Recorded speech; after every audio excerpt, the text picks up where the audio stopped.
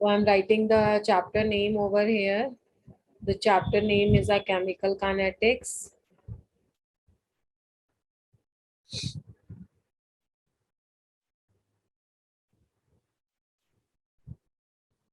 And the topic is, मैं Arrhenius equation लिख देती हूँ बिकॉज यही मेन पार्ट है. उससे पहले थोड़ा उसको ग्राउंड को सेट करने के लिए कुछ करेंगे हम. That is a Arrhenius equation.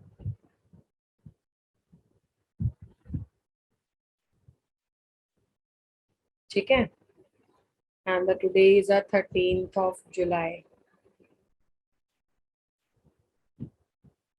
Now let's start it. Before doing with the Arrhenius part, let's first consider the collision theory. Although this theory has nothing to do with the any of the question, but जो Arrhenius equation को समझने के लिए या basic reaction के mechanism को समझने के लिए दो तीन points हैं, इसको पढ़ लेते हैं. या उससे भी पहले एक और basic topic करते हैं. That is the factors affecting the rate of reactions. Factors affecting the rate of reaction. कौन कौन से फैक्टर्स हैं जो रिएक्शन के रेट को, रेट मीन स्पीड को अफेक्ट करते हैं. The first factor is a concentration. बेटा, concentration. Now you know very well कि जितना भी हमने लॉ ऑफ मास एक्शन किया या रेट लॉ एक्सप्रेशन किया, rate is directly proportional to the concentration, है ना. ऐसा ही किया. Rate is directly proportional to the concentration. तो रेट अगर directly proportional to the concentration है, पावर कुछ भी हो सकती थी, एक कंसंट्रेशन, दो कंसंट्रेशन, कुछ भी हो सकती है. तो आपके पास क्या होगा कि कंसंट्रेशन किसकी, रिएक्टेंट की. Concentration of the reactant. तो जैसे जैसे आपका रिएक्शन प्रोसीड करेगा तो रिएक्टेंट की कंसंट्रेशन तो कम होती रहती है. तो दैट मीन्स किसी भी रिएक्शन का जो स्पीड है that is very high at the start of the reaction, and as the time passes वो स्पीड उसकी जो है वो डिक्रीज होती रहती है. तो अब we can say the rate of the chemical reaction, rate of the chemical reaction is directly proportional to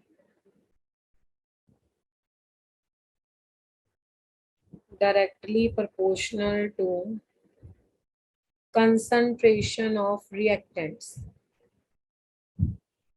Concentration of reactants. अब बेटा होता क्या है कि at the start of the reaction, at the start of the reaction, reactant की concentration बहुत high होती है. Reaction, the concentration of reactants is high.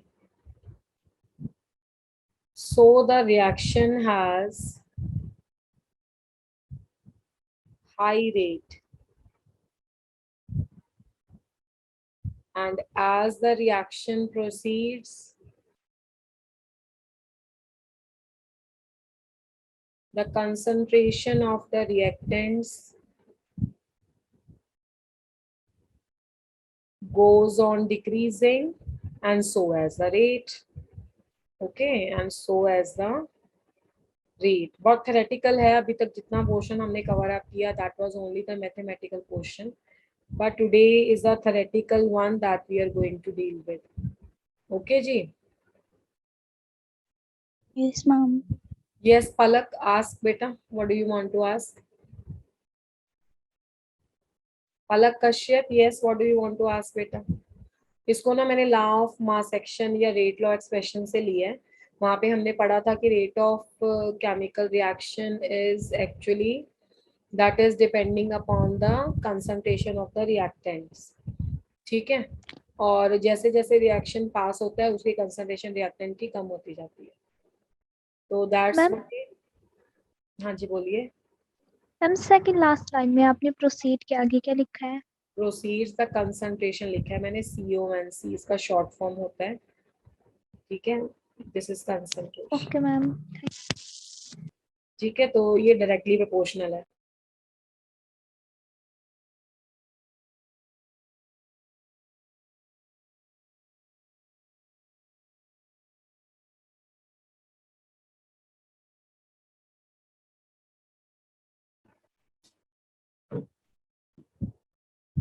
Now the second factor is surface area. Surface area से कैसे relate करते हैं?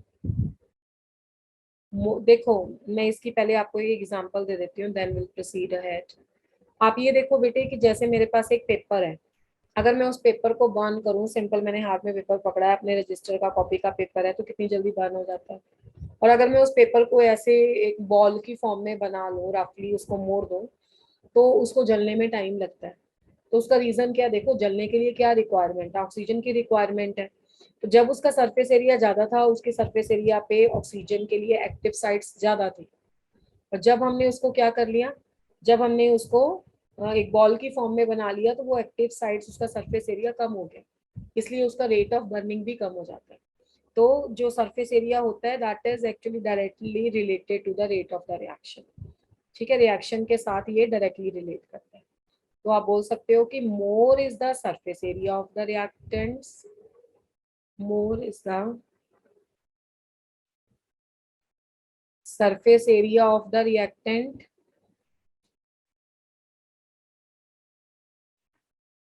more are the number of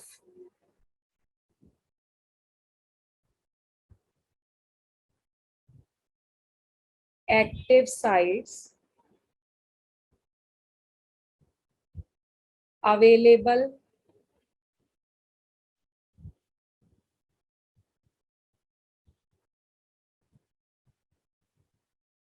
for the reaction to occur, for the reaction to occur. So more will be the rate of reaction, will be the rate of reaction, उतना ही reaction का rate, reaction की speed ज्यादा। ठीक है, तो यानी कि rate of the reaction भी जो आपके पास होता है वो डायरेक्टली प्रोपोर्शनल टू होता है किसके, सरफेस एरिया के। थर्ड आपके पास फैक्टर आ गया physical state of the reactants, physical state of reactants. अब फिजिकल स्टेट ऑफ रिएक्टेंट्स क्या होती है, देखो अब कोई आपका पर्टिकुलर रिएक्शन है, उसमें मान लो गैसियस सिस्टम रिएक्ट कर रहा है, तो आप मुझे बताओ कि आपका वो रिएक्शन जल्दी होगा या सॉलिड रिएक्ट कर रहा है वो रिएक्शन जल्दी होगा, और क्यों?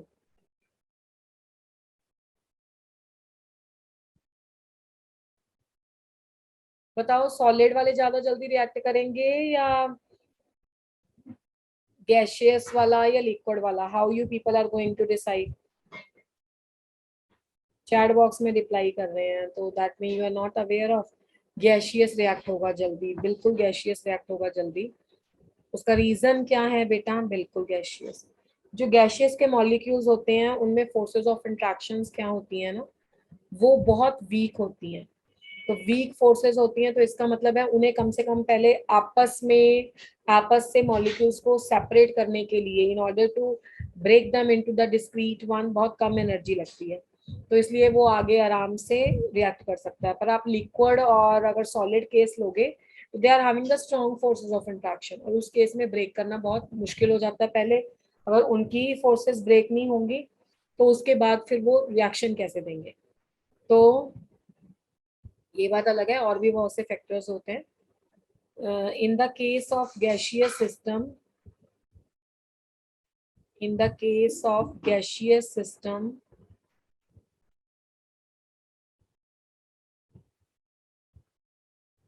the forces of interaction between molecules of gases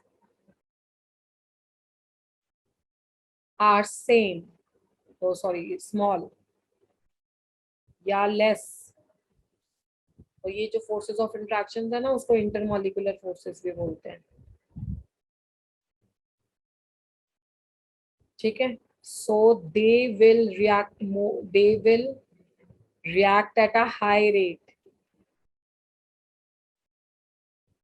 at the high rate in comparison to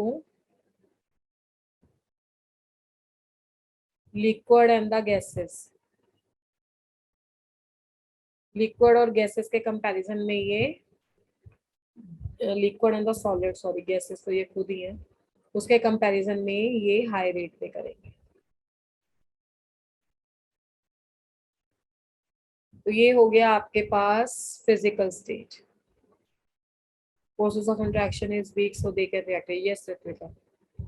Fourth point is ma'am nature. Previous ma'am slide previous slide.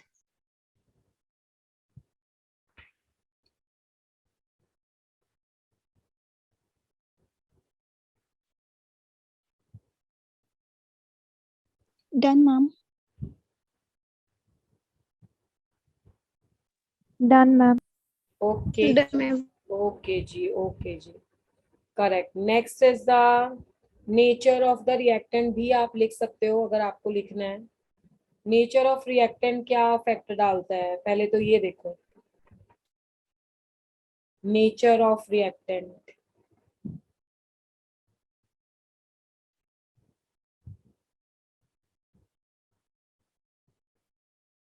अगर मैं आपको कोई दो रिएक्शन बोल दूं जिसमें देखने में आपको एक जैसे लग रहे हैं, फॉर एग्जाम्पल मैं एक रिएक्शन कर दूं C+O gives CO2, NO+O gives NO2, एक ये रिएक्शन कर दूं, ठीक है।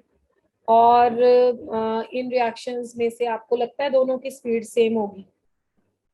No ma'am. Why no? Because देखो हर किसी की रिएक्टिविटी एलिमेंट की अलग अलग है। अब इनके फॉर्मेशन में कार्बन डाइऑक्साइड और NO2 के फॉर्मेशन में जितनी हीट रिलीज होती है, मान लो आपके पास एक रिएक्शन फास्ट है और एक रिएक्शन स्लो है, तो वो किस पे डिपेंड करता है? वो नेचर ऑफ रिएक्टेंट्स पे ही तो डिपेंड कर रहा है, ठीक है ना। तो इसके लिए आपको लर्न करने की रिक्वायरमेंट नहीं है, it is just a theoretical explanation. अब अगर मान लो इसके फॉर्मेशन में डेल्टा H की वैल्यू नेगेटिव है और लार्ज नेगेटिव वैल्यू है, लार्ज नेगेटिव वैल्यू का मतलब हो गया कि प्रोडक्ट आपका ज्यादा स्टेबल है, और आपका प्रोडक्ट अगर मोर स्टेबल है तो इसका मतलब है कि वो जल्दी रिएक्ट करेगा, चेंज ऑफ एंथैल्पी अलग होती है, बिल्कुल प्रतिभा, ठीक है। तो इसलिए ज्यादा एनर्जी रिलीज होगी तो वो less stable product, less energy वाला मोर स्टेबल प्रोडक्ट बनाएगा, तो इसलिए रिएक्शन की जो स्पीड है वो फास्ट हो जाती है, ठीक है। तो ये नेचर ऑफ रिएक्टेंट है, रिएक्शन नेचर ऑफ रिएक्टेंट पे भी डिपेंड करता है। Fifth is a catalyst, catalyst कौन बताएगा क्या होता है? What is catalyst? जो रिएक्शन की स्पीड को बढ़ा देता है। What is catalyst? Ma'am, which do not react itself in the reaction but can increase the rate of reaction. ठीक है, द स्पीशीज और the substance, or the substance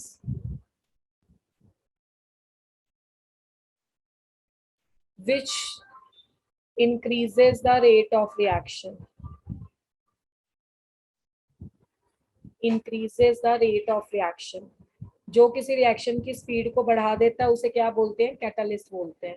अब वैसे ना मुझे इंक्रीजेस नहीं लिखना चाहिए, मुझे ऑल्टर्स लिखना चाहिए। Why it is called as a alters? Because there are the two type of the catalyst. One is a positive catalyst, और पॉजिटिव कैटालिस्ट को हम कैटालिस्ट ही बोलते हैं, और एक होते हैं नेगेटिव कैटालिस्ट। नेगेटिव कैटालिस्ट जो रिएक्शन का रेट डिक्रीज कर देते हैं, जिसको हम इनहिबिटर्स बोलते हैं, ठीक है। ये प्रमोटर बोल सकते हैं इसको। पर इस चैप्टर में हम यही लेके चलेंगे कि कैटालिस्ट कौन से वाला catalyst, we are talking about positive catalyst. अब कैटालिस्ट ऐसा क्या जादू करता है कि रिएक्शन का फास्ट कर देता है speed? What is there in the catalyst? होता क्या है कैटालिस्ट में? कैटालिस्ट बेसिकली, अब जैसे मुझे यहाँ से कहीं जाना है, ठीक है, मैं एक लंबा पाथ अडॉप्ट कर रही हूँ, ठीक है। अब मेरे को कोई मेरा फ्रेंड आके बोल दे कि यहाँ से तो शॉर्टकट है, तो मैं वहां से चली जाऊंगी, तो दैट इज कॉल्ड एज अ,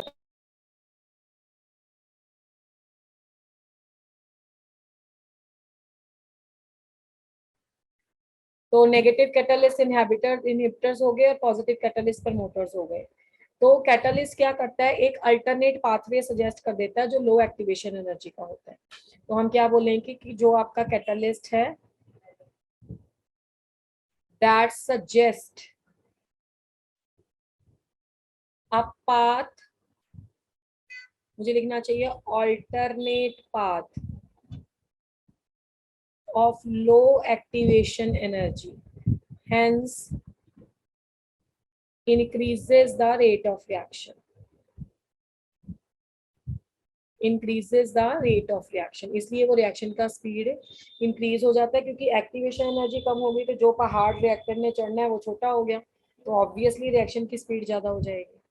ठीक है, अब नेक्स्ट फैक्टर है वेरी वेरी इंपॉर्टेंट, जितने मैंने फैक्टर्स पढ़ाए हैं उनमें से सबसे इंपॉर्टेंट जो हम पहले डिस्कस करेंगे, और उसके पहले मैं ग्राफ बनाऊंगी इसका, और फिर उसके बाद ना मैं थोड़ी देर रुक जाऊंगी, कितने 5 फैक्टर्स हुए थे ना, ताकि आप लोग ना इस ग्राफ को कॉपी कर पाओ सही से। द 6 इज अ टेम्परेचर, पहले आप बना लो फिर उसके बाद मैं इसको एक्सप्लेन करती हूँ, क्योंकि इसमें थोड़ा सा काम करना पड़ेगा, थोड़ी सी सिमेट्रिकल का बना देते हैं।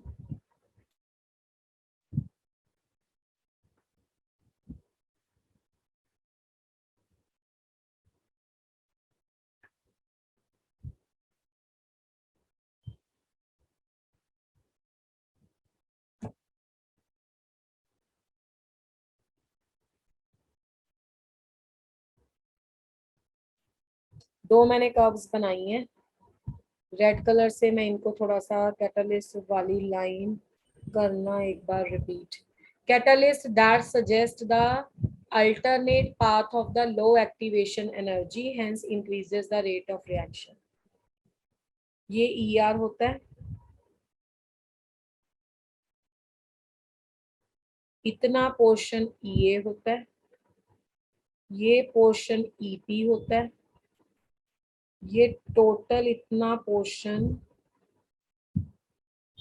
TE होता है, यहाँ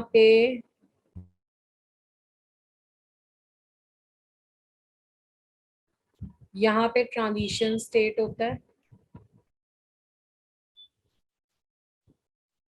और ये फिर से एनर्जी ऑफ प्रोडक्ट है, ये सेकंड टाइप का पाथवे है जहाँ पे ये एक्टिवेशन एनर्जी है जिसको मैं EA डैश लिख देती हूँ।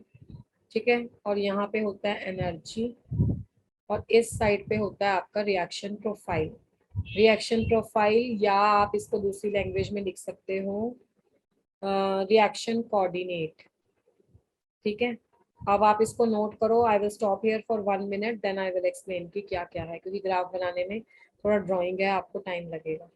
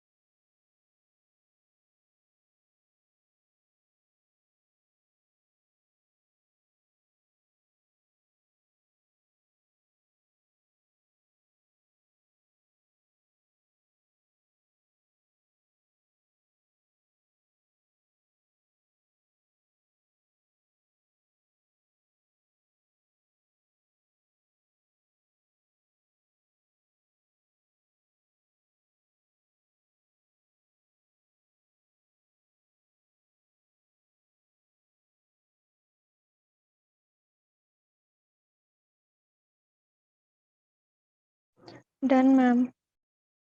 Done, ma'am.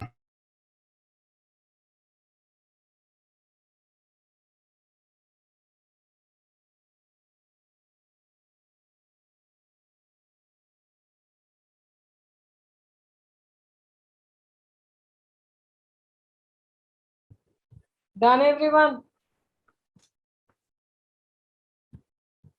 Yes, ma'am.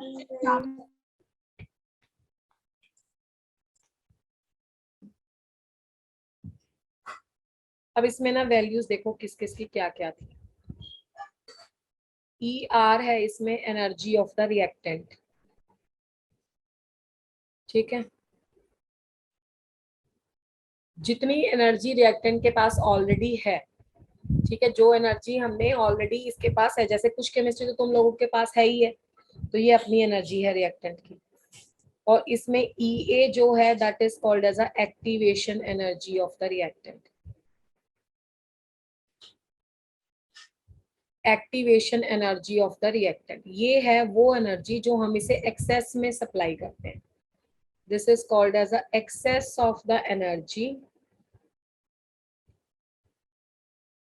Supply to the reactant, ठीक है। एक्सेस ऑफ एनर्जी जो हम रिएक्टेंट को सप्लाई करते हैं। क्यों सप्लाई करते हैं? क्योंकि आपको नीट क्वालिफाई करने के लिए इतनी इतनी एनर्जी चाहिए थी, पहाड़ चढ़ना है ना तुम्हें ऊपर, तो टीई होती है हमारी थ्रेशोल्ड एनर्जी। थ्रेशोल्ड एनर्जी का क्या मतलब होता है? थ्रेशोल्ड एनर्जी वो मिनिमम अमाउंट ऑफ एनर्जी है, this is a minimum amount of energy required by the reactant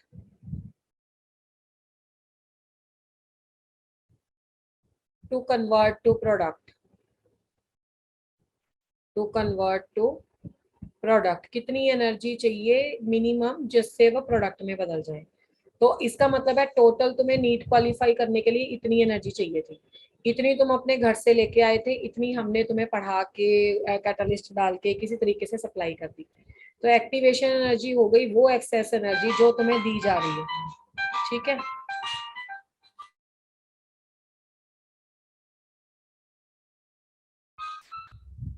तो ये टीई हो गई थ्रेशोल्ड एनर्जी और ईआर होगी एनर्जी ऑफ रिएक्टेंट, ईए होगी एक्टिवेशन एनर्जी। ईपी तुम बहुत अच्छे से समझ रहे हो, that is the energy of product.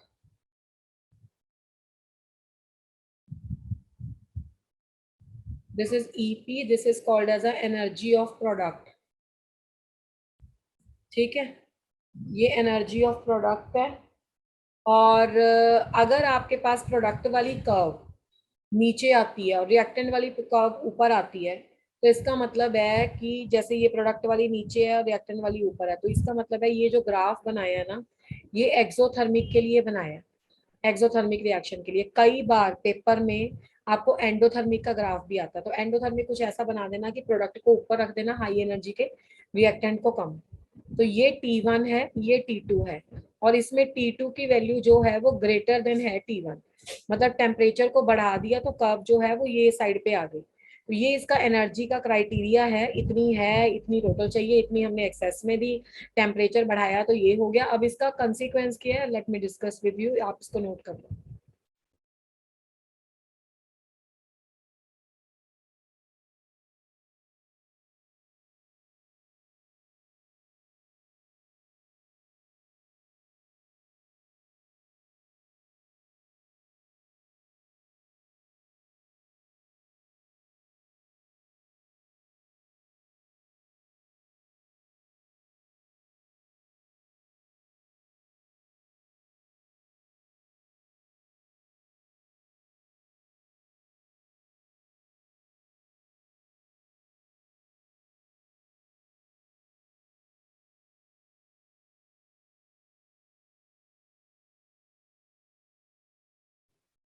Noted है बेटे? Yes, ma'am. Yes, ma'am. Yes, yes. अब मैं थोड़ा सा ये डिस्कस कर लूं कि टेम्परेचर से क्या होता है, ठीक है। As the temperature is increased, as the temperature is increased, मतलब T2 टेम्परेचर हो गया जो मान लो वो T1 से या तो 10 डिग्री सेंटीग्रेड ज्यादा है या T1 से 10 डिग्री केल्विन ज्यादा है, कोई फर्क नहीं पड़ता, मतलब 10 ही ज्यादा है ना। जितने केल्विन में होगा तो केल्विन लगा देना, डिग्री सेंटीग्रेड में होगा तो डिग्री सेंटीग्रेड लगा देना। तो पहली ऑब्जर्वेशन हमारे पास क्या आई? पहली ऑब्जर्वेशन हमारे पास आई कि the curve shift over to right hand side, है ना। The curve shift over to the right hand side. पहली बात तो कर्व राइट हैंड साइड पे शिफ्ट हो गई। दूसरी बात, दूसरी बात ये है कि पहले एक्टिवेशन एनर्जी ज्यादा थी, अब एक्टिवेशन एनर्जी कम हो गई, और कर्व राइट हैंड साइड होने से ही एक्टिवेशन एनर्जी कम हुई है। एक्टिवेशन एनर्जी डिक्रीजेस, ठीक है, एक्टिवेशन एनर्जी डिक्रीज हो गई। तीसरा पॉइंट, राइट हैंड साइड पे शिफ्ट हो गई, एक्टिवेशन एनर्जी डिक्रीज हो गई। तीसरा पॉइंट क्या आया? तीसरा पॉइंट आ गया, वैसे तो इसी में कवर अप हो जाना चाहिए था 1 एंड 2 एक में ही, कि पहले इतने मॉलिक्यूल प्रोडक्ट का पहाड़ चढ़ के नीचे आ रहे थे। अब क्या हो गया कि जब हमने टेम्परेचर 10 डिग्री इंक्रीज किया तो number of molecules that actually converted to product that becomes रफली डबल। ठीक है, तो the number of the molecules of the product formed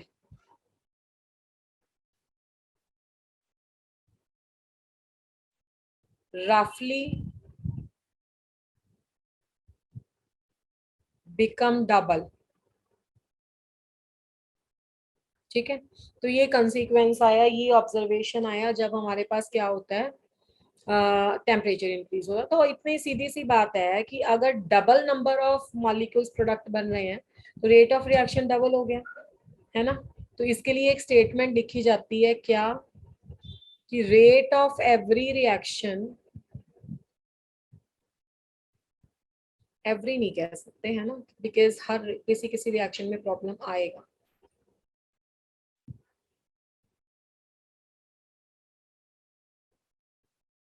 rate of the reaction becomes double for every 10 degree rise in temperature।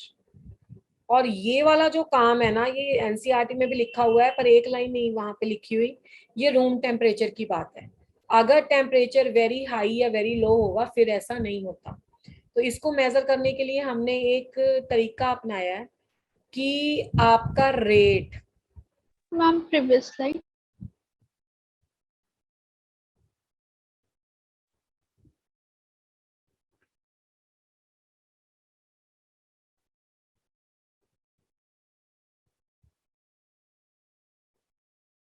Done ma'am.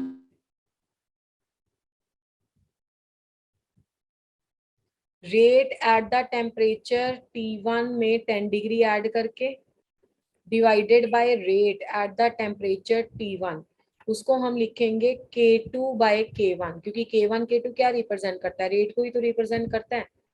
K2 at T1 plus 10 degree centigrade divided by T1, ये आपके पास 2 से 3 के बीच में answer आता है।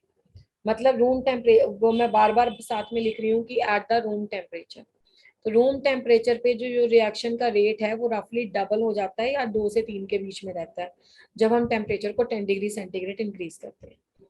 ठीक है, और इसका कारण क्या है, तो इतना तो समझ में आ गया होगा इतनी गहरी डिस्कशन से, कि the rate of the reaction increases, है ना, rate of the reaction increases for increase in temperature. ठीक है, rate of the reaction with the increase in temperature बढ़ता है। कोई बताएगा क्यों, क्या होता है ऐसा रिएक्शन में? देखो सबसे पहले तो क्या होता है कि as the temperature increases, just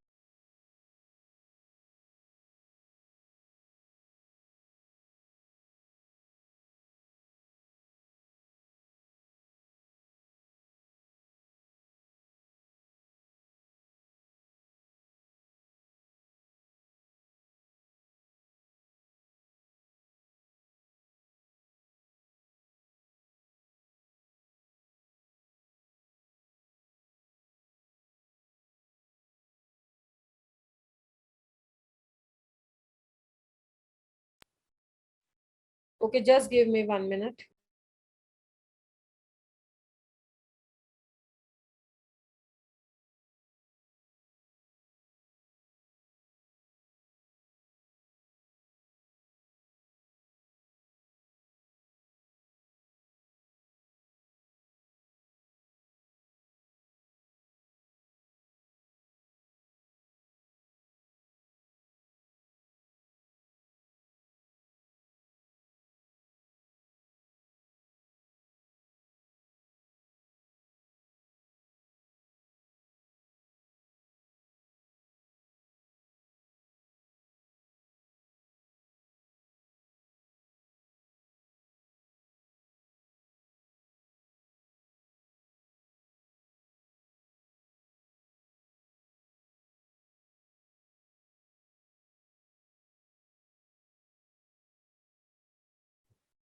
क्योंकि होता क्या है ना कि जब हमारा रिएक्शन का रेट इंक्रीज होता है टेम्परेचर से, तो बेसिकली देखो सबसे पहला फैक्टर जो इंक्रीज होता है as the temperature increases, kinetic energy increases, है ना। काइनेटिक एनर्जी इंक्रीज होती है, मतलब जब हम टेम्परेचर को इंक्रीज करेंगे तो मॉलिक्यूल सबसे पहले तो तेज भागेंगे।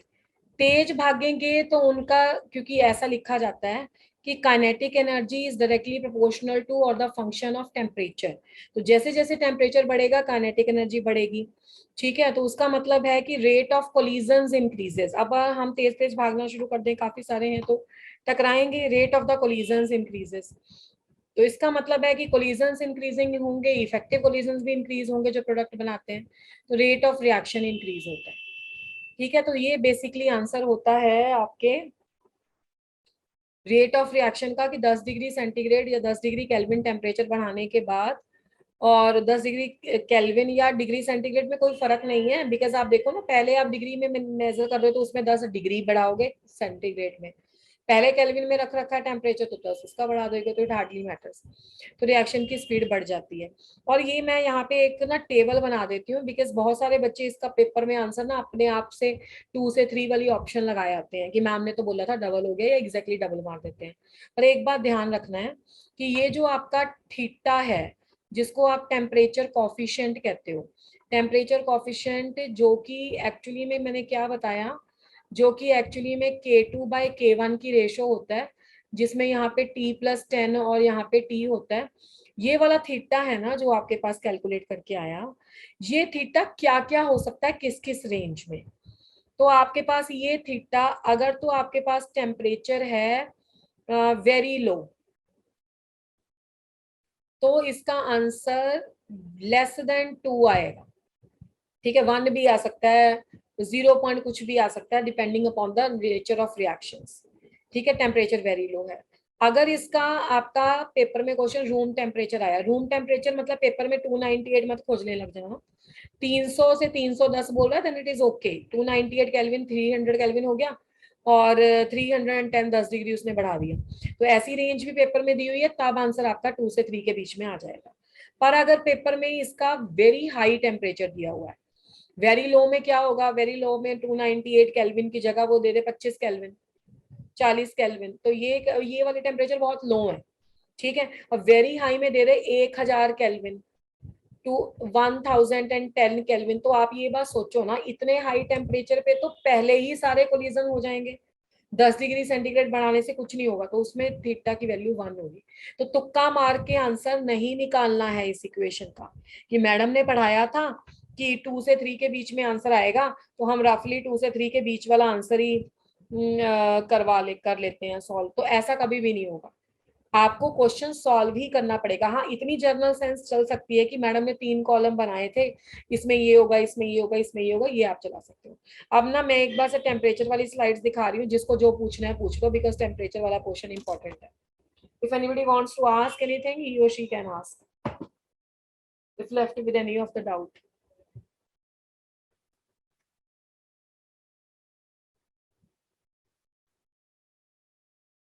ग्राफ भी इंपॉर्टेंट है। ग्राफ तो ऑर्गेनिक में भी आया था, SN1 SN2 में, ऐसा याद है?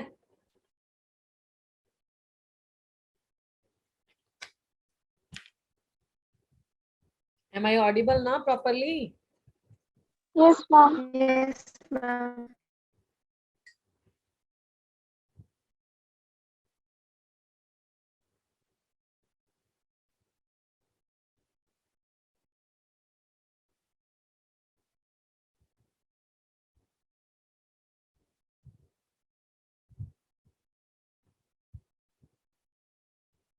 Ma'am, last slide.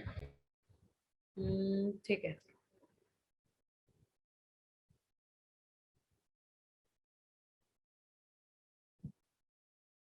Ma'am, इससे अगली वाली.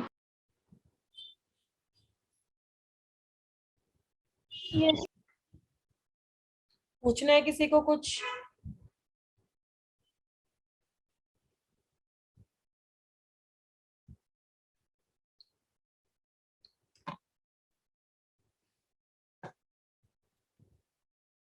Done ma'am, it is crystal clear, very good. Number भी फिर ऐसे आने चाहिए प्रतिभा। बच्चा जी आपको इंटरेस्ट आ रहा है केमिस्ट्री की क्लास में, बर्डन लग रहा है? ये मैं थोड़ा नए बच्चों से पूछ रही हूँ जिन्होंने हमारा कुछ बाद में ज्वाइन किया है बैच। हैंड रेज करो कितने नए स्टूडेंट हैं जिनको बाद में ऐड किया गया, मतलब they are not taking a class from me at the start. 10, 11, 12, 13, 14,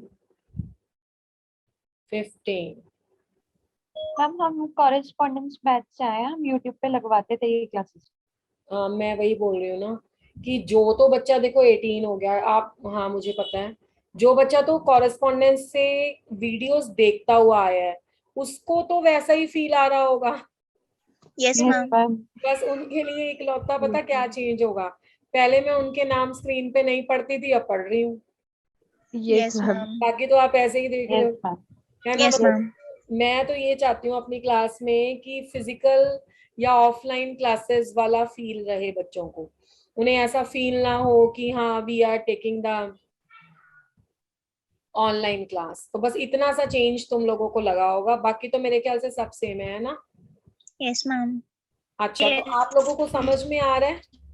yes ma'am. कोई यस ऐसा मैम। स्टूडेंट तो नहीं है जिसने कभी भी यूट्यूब पे वीडियो नहीं देखी है? No ma'am. No, ma'am. फिर तो ठीक है, फिर तो कोई प्रॉब्लम नहीं। Yes ma'am. मैम डाउट भी पूछ सकते हैं। हाँ प्रतिभा, आप उससे हो, कॉरेस्पॉन्डेंस बैच से हो?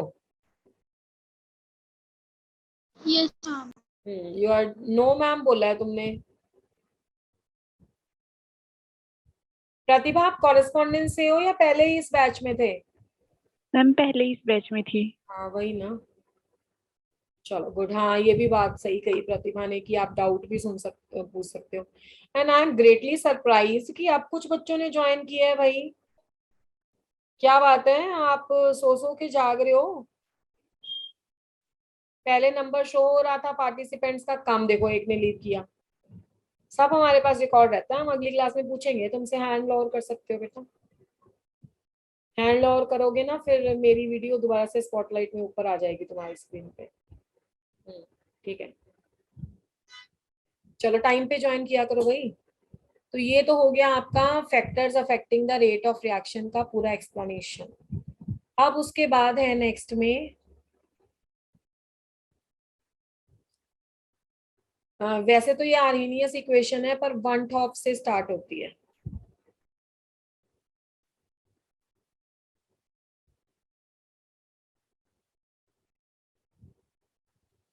हैंड लोअर करो।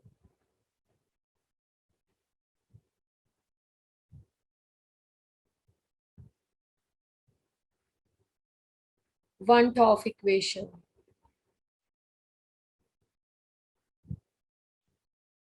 ma'am I am new and I have never watched a video over the YouTube. Oh my god, Anjali, but you are given this facility to watch the videos on the YouTube or not? Anjali बेटा आपके पास option थी?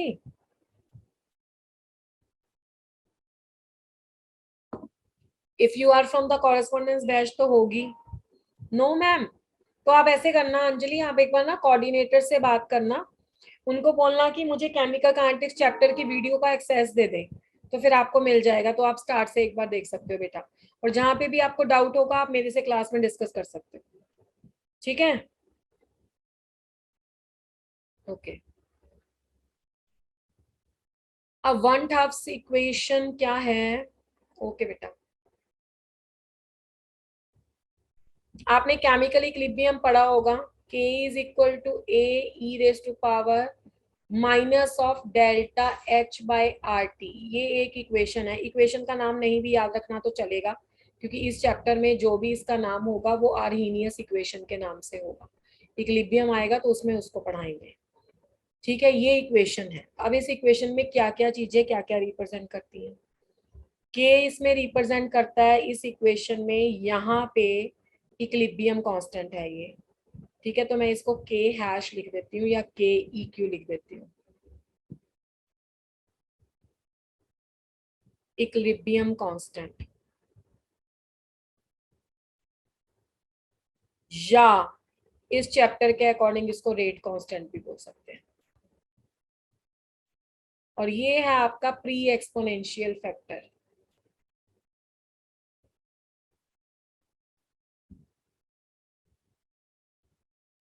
Pre exponential factor का simple word वाला meaning ये है कि exponential से पहले है। फर्स्ट ऑर्डर रिएक्शन के लिए इसे फ्रीक्वेंसी फैक्टर भी बोलते हैं, क्योंकि first order pre exponential factor. I was just saying कि जो आपका फर्स्ट ऑर्डर रिएक्शन है ना, फर्स्ट ऑर्डर रिएक्शन के लिए के का यूनिट होता है पर सेकेंड। पर सेकेंड का मतलब हो गया हर्ट्ज, ठीक है। तो आपके पास ये हर्ट्ज फ्रीक्वेंसी का यूनिट होता है, तो इसलिए इसको फ्रीक्वेंसी फैक्टर भी बोलते थे। बट ये फ्रीक्वेंसी फैक्टर, आप ये देखो ना, ये वाली चीज का तो कोई यूनिट होगा ही नहीं, ये वाली चीज तो है तुम्हारी यूनिटलेस। तो जो के का यूनिट होगा वही ए का यूनिट होगा, और के का यूनिट अगर पर सेकेंड है तो वो किसके लिए होता है, वो सिर्फ फर्स्ट ऑर्डर के लिए होता है। तो अगर के सिर्फ फर्स्ट ऑर्डर के लिए पर सेकेंड है तो ये भी पर सेकेंड या फ्रीक्वेंसी फैक्टर होगा, but for first order only.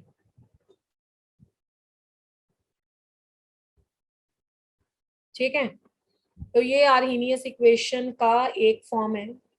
बाकी इसमें डेल्टा एच है इंथैल्पी चेंज,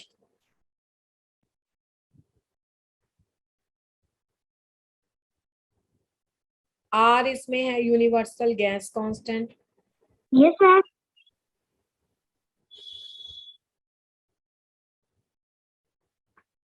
टी इसमें है टेम्परेचर। ठीक है बेटे, now what you people can do, you can take a log over to the both sides. k hash is equal to ma'am a, previous slide. ठीक है, EA by RT। अच्छा पहले मैंने H लिखा है ना, H से कर देते हैं, बाद में इसको EA से कर देते हैं।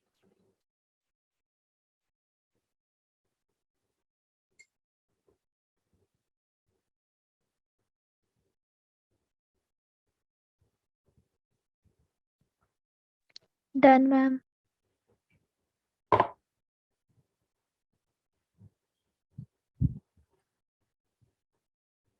अब इसमें लॉग ले सकते हो आप,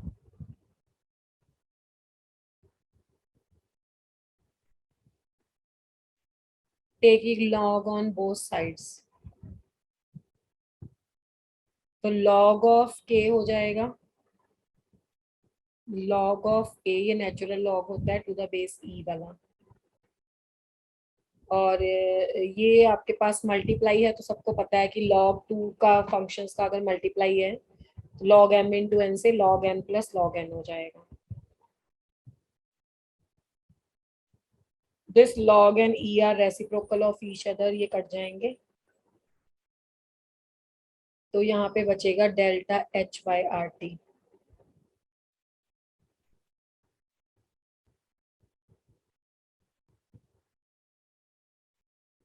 ठीक है, अब हम क्या कह सकते हैं कि इस चैप्टर में तो हमें इक्विलिब्रियम वाला क्वेश्चन ही नहीं आ रहा है, इस चैप्टर में तो ये सिंपल रेट कांस्टेंट होगा। तो we can change this equation over to the पहले k1 log of k1 log of a minus h delta h upon R t1।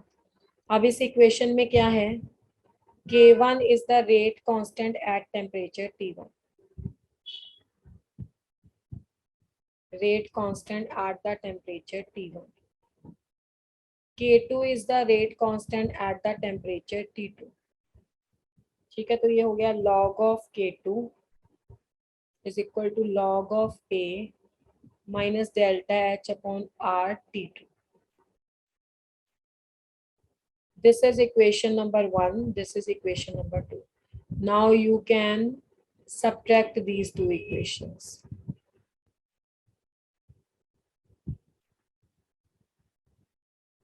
तो ये log of k1 minus log of k2 हो जाएगा। Ma'am previous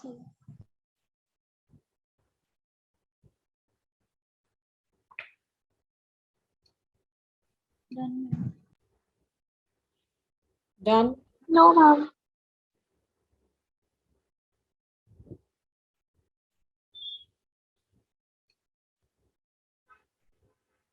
done.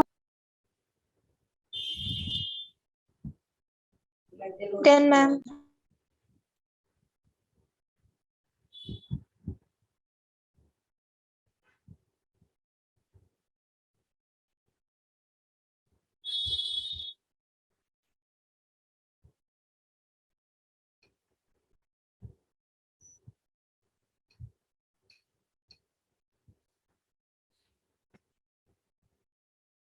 यहाँ पे delta H by R T2 minus delta H by R T1 ऐसे हो जाएगा।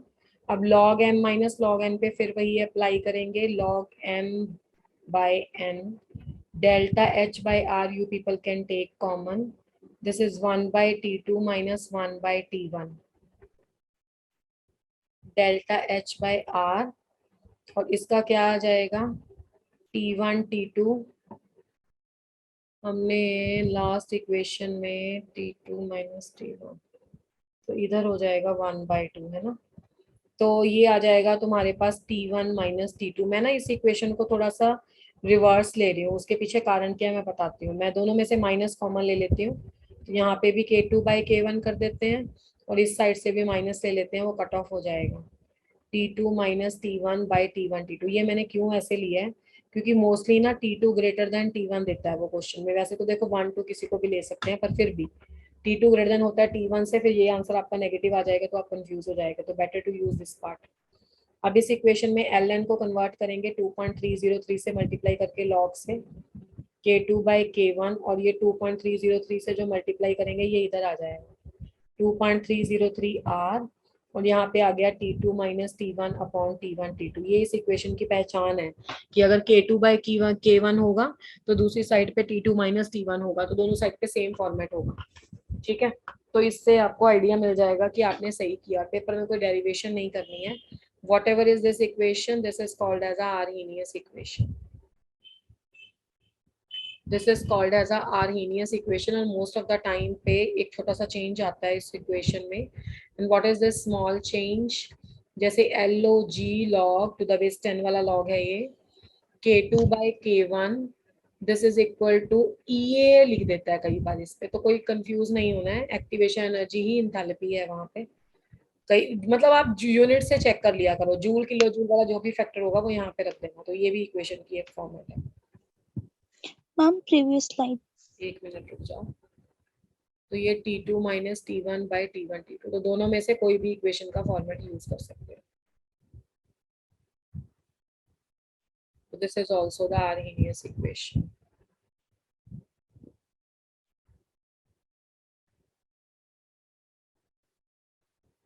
ये भाई कई स्टूडेंट इतनी लेट क्यों ज्वाइन कर रहे हैं at the end of the class? एक स्टूडेंट ने जस्ट अभी ज्वाइन किया है, ऐसे कैसे चलेगा? फिर आपको मैम दोबारा। बार नेट पे जा रहे हैं यहाँ पे। अच्छा, वेदर खराब है आज? Yes ma'am. Yes, ma'am. ठीक है ठीक है। अब हमें तो दिल्ली में बैठे पता नहीं है ना हिमाचल में क्या हो रहा है, कैसे बताएंगे? वेदर रिपोर्ट चेक करना पड़ेगा भाई। Done ma'am. Ma'am next slide. EA and delta H both are the enthalpy changes. Actually both are the energy changes. कई बार क्वेश्चन में इंथैल्पी दी होती है इसलिए मैंने डेल्टा एच में इक्वेशन दे दी है, कई बार क्वेश्चन में वो एक्टिवेशन एनर्जी देता है तो मैंने EA लिख दिया है। ठीक है, तो दोनों सेम ही है इसके लिए। चलो ये तो हो गई तुम्हारी आर्हीनियस इक्वेशन। अब इसका आता है न्यूमेरिकल। ठीक है, अब जो न्यूमेरिकल आता है उसमें मोस्ट ऑफ द टाइम या तो EA या डेल्टा एच फाइंड आउट करवाता है या K2 फाइंड आउट करवाता है। अगर वो बोलेगा रेट ऑफ रिएक्शन डबल हो गया, मैम वेदर रोज खराब रहता है, ओके शिवानी। ठीक है, अब एक्चुअली में क्या होता है कि अगर वो बोलेगा कि रेट ऑफ रिएक्शन डबल हो गया तो K2 बाई K1 को तुम 2 लिख दिया करना। तो अपना थोड़ा ध्यान रखना वहां पे कि कैसे यूज करना है ये इक्वेशन को। तो ये आर्हीनियस इक्वेशन है। वैसे तो यहाँ तक ही है चैप्टर, पर यहाँ पे एक चीज हम और कर लेते हैं इस इक्वेशन से, ग्राफिकल रिप्रेजेंटेशन इसकी भी।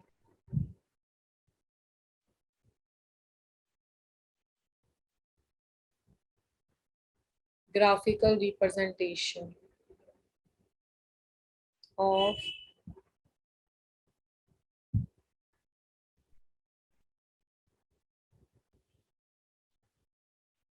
Arrhenius equation। अब पहले तो यही इक्वेशन ले लो, k is equal to a e raise to power minus EA by RT। यहाँ पे भी EA डेल्टा एच कुछ भी हो सकता है। अब इसका लॉग ले लो, log of k is equal to log of a minus EA divided by RT। तो इसमें से अगर ये y ले लें, 1/t को अलग कर लें, है ना। चलो पहले मैं इस फॉर्मेट में लिख देती हूँ, या अगली स्लाइड पे कर लेते हैं इसको।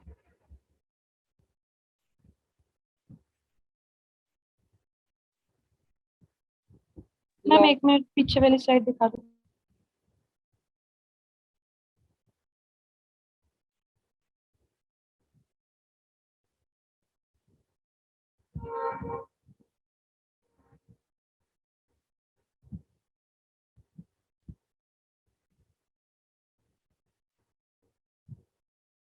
Done ma'am. Done, ma'am. log of k is equal to log of a minus ea by r और साथ में 1/t। This I was telling कि इसको अलग कर लो। अब ये y आ जाएगा, ये mx आ जाएगा और ये c आ जाएगा। तो अगर हम इसमें स्लोप की बात करें, स्ट्रेट लाइन की इक्वेशन बनेगी, स्ट्रेट लाइन ग्राफ आएगा। Slope is equal to m is equal to ea by r, negative slope आएगी इसकी, ठीक है। और अगर हम इंटरसेप्ट की बात करें इसमें, तो इंटरसेप्ट आ जाएगा log ऑफ a, ठीक है। बाकी एल एन लॉग को आप सिंपल दूसरे में कन्वर्ट कर सकते हो। एक न्यूमेरिकल, हाँ बिल्कुल करवा देंगे न्यूमेरिकल। अभी इस इक्वेशन को पूरा तो कर लूँ, इससे ग्राफ तो करा लूँ, बिल्कुल करा देंगे। ये स्लोप हो गया, ये इंटरसेप्ट हो गया। और जब हमने ग्राफ प्लॉट किया, log of k over to the one side and 1/t over to the other side बेटा, और नेगेटिव स्लोप है तो इस तरीके से आएगा। This is a graph between the log of k and 1/t। Most of the time वो पूछ लेता है ग्राफ भी। उसके बाद है आपके पास सेकेंड टाइप का graph, k versus t graph. Ma'am previous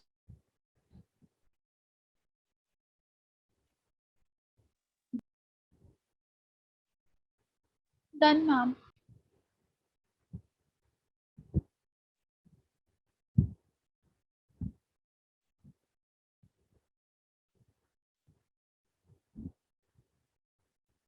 next log k, हाँ जी क्या हुआ, वर्सेस t ग्राफ। अब इसमें k is equal to a e raise to power minus ea by RT है। अगर मुझे टेम्परेचर के साथ ग्राफ बनाना है तो पहले तो मैं टेम्परेचर को सेपरेट कर दे रही हूँ यहाँ पे, 1/t, तो ये k हो गया। तो k is equal to a e raise to power minus ea by r t की पावर -1। अब ये y है, a सम कांस्टेंट फैक्टर ही है ये तो सारा, है ना। तो ये x की पावर -1 आ गया। इतनी तो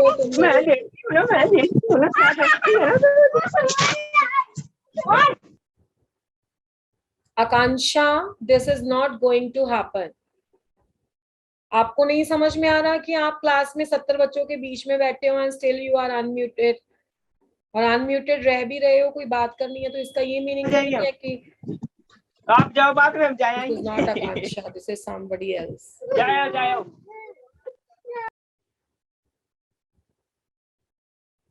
आकांक्षा ही है, दोबारा इसने अनम्यूट किया है। आई फर्स्ट अनम्यूटेड हर।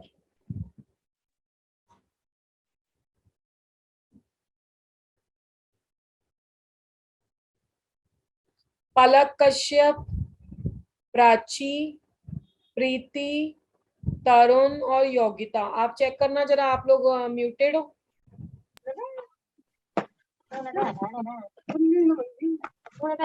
ग्रीन वन लेने।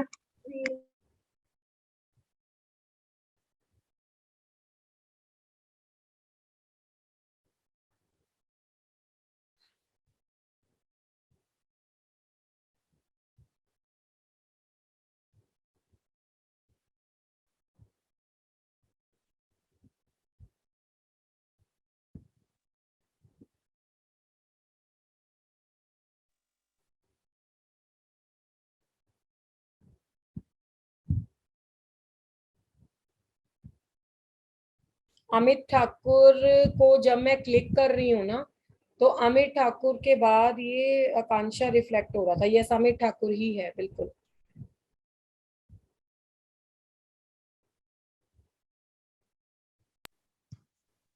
हाँ आकांक्षा नहीं है भाई, अमित है, अमित ठाकुर।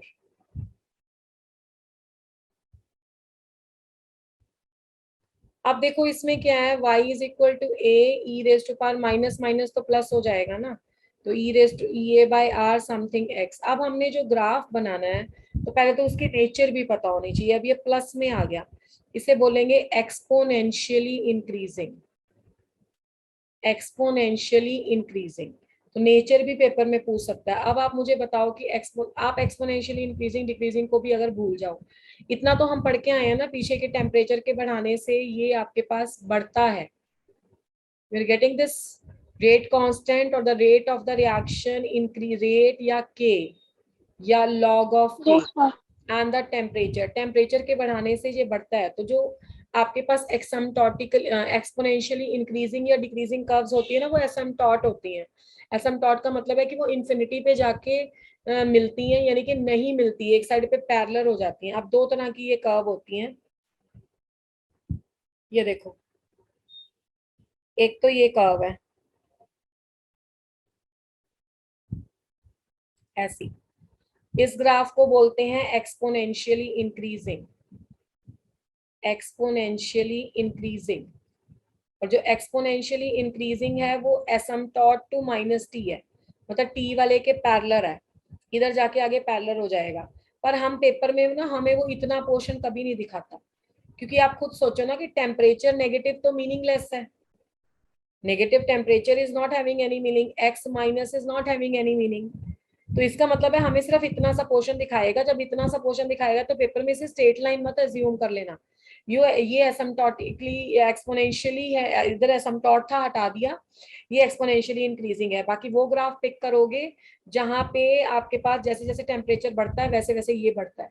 अब इस ग्राफ में भी क्या प्रॉब्लम है, ये मैंने दिखाने के लिए इतना ऊपर बनाया, पर टेम्परेचर जीरो पे इतना हाई रेट नहीं होता है। ठीक है, तो ग्राफ आपको कुछ इस तरीके का थोड़ा सा खुद मॉडिफाई करके बनाना है कि जब टेम्परेचर कम है ना तो अप्रोक्सीमेटली आपके पास रेट ऑफ रिएक्शन भी कम है। और दूसरी जाके ये दूसरी लाइन दूसरी साइड से ऐसे हो जाती है। तो डॉटेड वाला पेपर में नहीं बना के आना, ये वाला पोर्शन बना के आना, this is a curved portion not a straight line. ठीक है, तो these were the all discussion about this chemical kinetics and the Arrhenius theory। अब इसका मैं एक क्वेश्चन करा देती हूँ, चैप्टर आपका कंप्लीट है।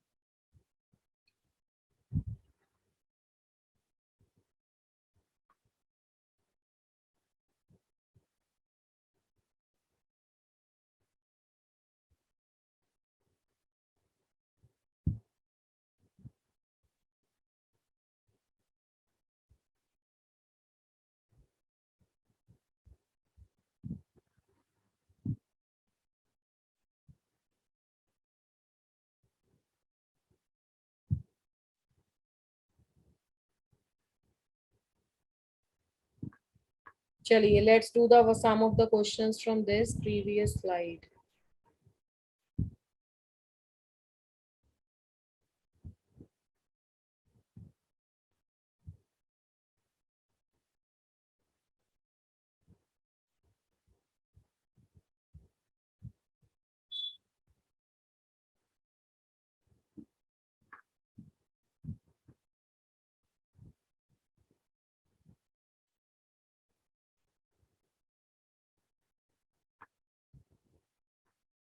At the temperature of 600 Kelvin, the rate constant is 2.75 into 10 raised to power minus of 8 molar per second, per mole per second. When per molar, when the temperature increased to 800 Kelvin,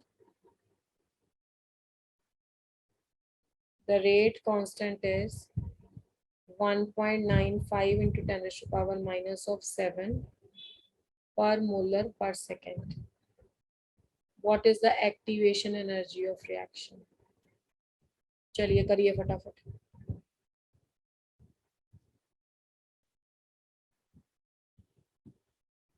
Substitute the values and get the answer.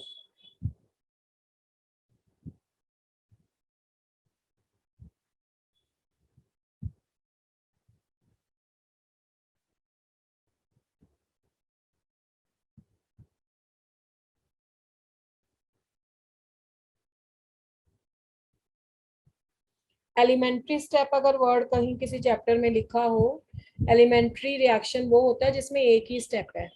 उस reaction के लिए order and molecularity same होते हैं. कई बार वो order और molecularity का question पूछता है और बोल देता है एलिमेंट्री रिएक्शन, तो हम कंफ्यूज हो जाते हैं कि हमारे पास तो डाटा इनसफिशिएंट है.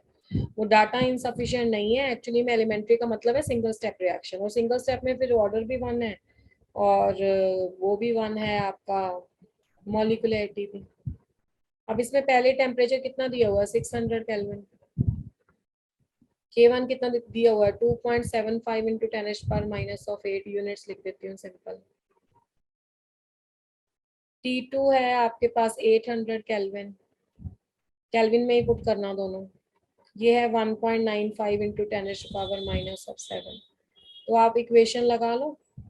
log of K2 by K1 that actually tells log of 1.95 into 10⁻⁻7 divided by 2.75 into 10⁻⁻8 is equal to EA upon 2.303. R की वैल्यू आपको पता है 8.314 होती है.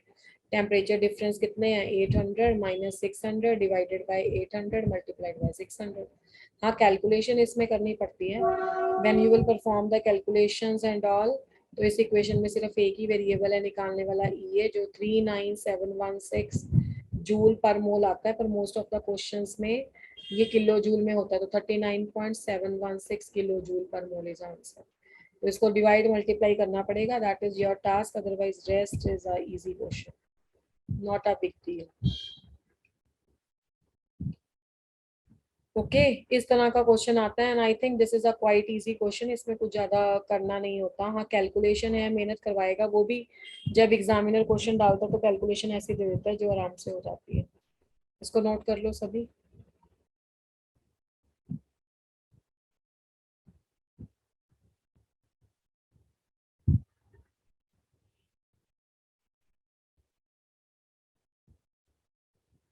हाँ कैलकुलेशन ही है प्रतिभा, बाकी तो इजी है.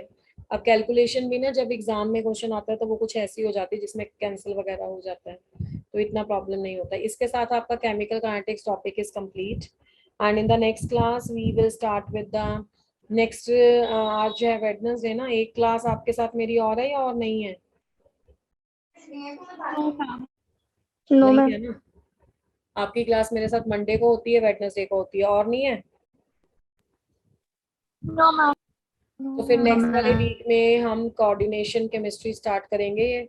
डीएनएफ नहीं ना किया अभी. आप फर्स्ट स्लाइड दिखाना, फर्स्ट स्लाइड पे आ जाओ भाई. मैम वो तो हिमांशु सर बोल रहे थे कि उन्होंने करवानी है.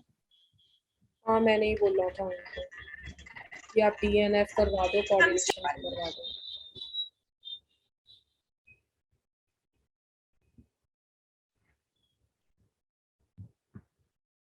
तभी मैंने पूछा डीएनएफ अगर वो करा देंगे, तो मैंने बोला था आपको ये करवा दो, मैं कोऑर्डिनेशन कराऊंगा. तो कोऑर्डिनेशन कराऊंगी मैं. अगर डीएनएफ हुआ नहीं हुआ उसका कोई लेना देना नहीं है. ज्यादा ज्यादा क्वेश्चन कोऑर्डिनेशन में से आता है. डन बेटा.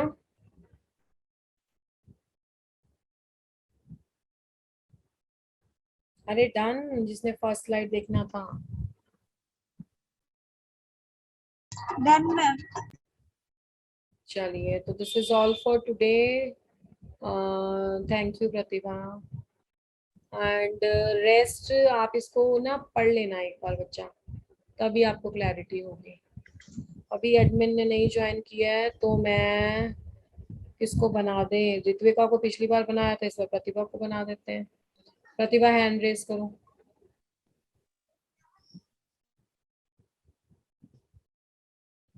तो मैं आपको टर्न कर दे रही हूँ होस्ट, जो भी एंटर होगा उनको बना देना.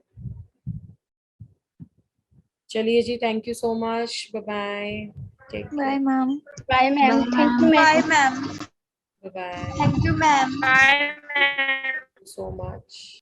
Bye ma'am, thank you ma'am. Thank you, ma'am.